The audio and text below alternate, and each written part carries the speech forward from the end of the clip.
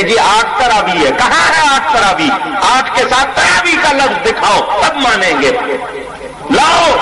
جو حدیث پیش کرتے ہو اس میں تو یہ ہے کہ نبی پاک رمضان اور رمضان کے علاوہ بھی روزانہ 11 رکعتیں پڑھتے تھے, اور یہ کہتے ہیں اس میں 8 تراوی کی تھی اور باقی 3 وتر تھے. تو اگر اور صرف تراوی تھی وہ تو پھر رمضان کے علاوہ بھی پڑھتے تھے. تم صرف رمضان میں کیوں پڑھتے ہو؟ سارا سال پڑھا کرو نا. اپنی طرف سے مسئلے نکالے ہوئے ہیں تم نے. سنو, جان لو, ہم اہل سنت و جماعت ہے. میں پہلے بتا چکا ہوں ہمارے تمام عقیدوں کی بنیاد قرآن اور حدیث ہے. ہم کسی امام کے قول سے عقیدے کو نہیں پیش کرتے. ہماری بنیاد قرآن اور حدیث ہے. ہمارا ہر عقیدہ اہل ادلہ شرعیہ سے ثابت ہوگا. تم لوگوں کی طرح نہیں ادھر کی ادھر اور ادھر کی ادھر. ہم نزول الابرار کے تحت عقیدے نہیں بناتے, ہم قرآن کریم کے مطابق عقیدے بناتے.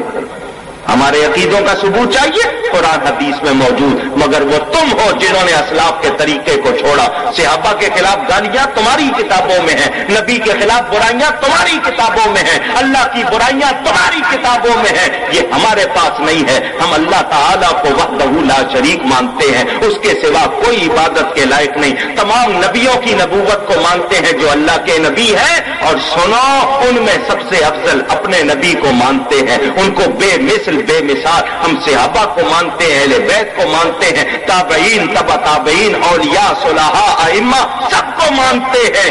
لیکن تمہاری طرح نہیں ہے کہ صرف انگریز کو مانے باقی کسی کو نہ مانے. یہ ہمارا طریقہ نہیں ہے. تم ایجنٹ ہو دشمنوں کے, مسلمانوں میں انتشار اور افتراق پھیلانا چاہتے ہو. تم یا رسول اللہ مدد کے منکر, بتاؤ عرب کی جنگ ہوئی تھی, تم نے امریکہ سے مدد کیوں مانگی تھی؟ کیا تمہیں بخاری میں نبی کی وصیت نظر نہیں آتی کہ یہود و نصارہ کو, مشرکین کو جزیرہ عرب سے نکالو؟ کون لے کے آیا ہے؟ تم لے کر آئے ہو. تمہارے مفتیوں نے فتوے دیے ہیں, مزارات کو تم نے گرایا ہے, نبی کی آثار کی توہین تم نے کی ہے. تم وہ لوگ ہو جو آج بھی نبی پاک صلی اللہ علیہ وسلم کی سنت اور حدیثوں کے دشمن ہو. بخاری کو کس نے بدلنے کی کوشش کی؟ حدیثیں کس نے نکالنے کی کوشش کی؟ وہ تم ہو. تمہارے نکالنے سے حدیثیں ختم نہیں ہوں گی, تمہاری ان کوششوں سے سنی ختم نہیں ہوں گے. سن لو, جتنا سنیوں کو مٹانا چاہو گے اتنا ہی سنی اور اونچے ہوں گے. اللہ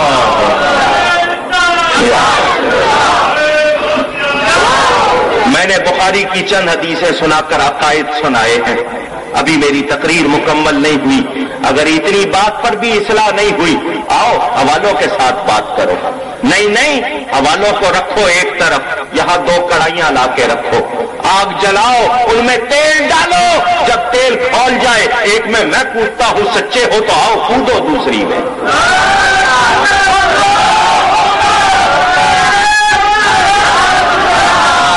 جو بچ گیا وہ سچا, جو مر گیا وہ جھوٹا. آؤ, مجھے اپنی صداقت پر یقین ہے. میرا عقیدہ سچا, میرا نبی سچا, میرا امام اعظم سچا, میرا غوث اعظم سچا ہے.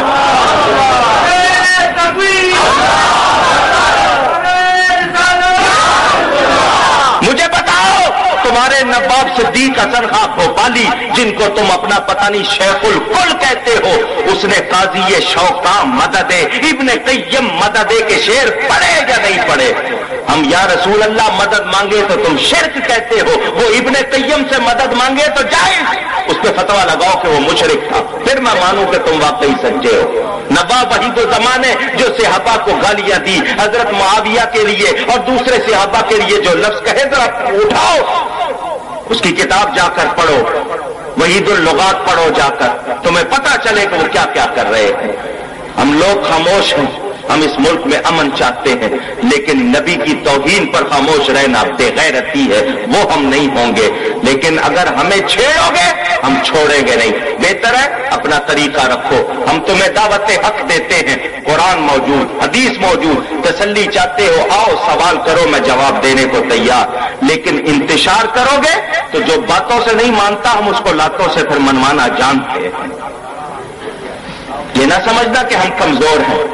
آئیے, ان کے یہ سوال جمع ہوئے ہیں, اب میں ان کے جوابات پیش کر دیتا ہوں مختصراً. حالانکہ اصول تو یہ ہے کہ جس کو جواب چاہیے ہو وہ خود جلسہ کروائے, وہ تقریر کروائے, پورا جلسے کا اہتمام کرے، تاہم یہ جمع ہوئے ہیں، میں مختصراً ان کے جواب پیش کرتا ہوں۔ سوال یہ ہے کہ حج کے لیے جب ہم حج کرنے جاتے ہیں تو وہاں پر امام اہل حدیث ہوتے ہیں، تو ہم اپنی نماز کیسے ادا کریں؟ میری کتاب مسئلہ امامت پڑھ لیں۔ حج کے ارکان میں یہ شامل نہیں ہے کہ وہاں کے امام کے پیچھے نماز پڑھنی ہے آپ نے۔ اگر وہاں کا امام بدعقیدہ ہے اس کے پیچھے نماز ہو سکتی نہیں، ٹھیک ہے نا؟ اور حج کے ارکان میں یہ شامل نہیں، حج ہوتا ہے مینا، مزدلفہ، عرفات میں۔ کعبے کا طواف کرنا شامل ہے، کعبے کے امام کے پیچھے نماز پڑھنا اس میں شامل نہیں۔ آج تقریباً 12 یا 15 سال پہلے اذان سے پہلے صلاۃ نہیں پڑھا جاتا تھا، تو حالات اور کاروبار سب ٹھیک تھا۔ جب سے یہ شروع ہوا حالات اور کاروبار سب خراب ہو گیا۔ میرے دل میں شک و شبہ ہے، قرآن حدیث کی روشنی میں جواب دیں۔ جبار بٹن والا موجود ہے، یہ جبار صاحب، عبد الجبار صاحب،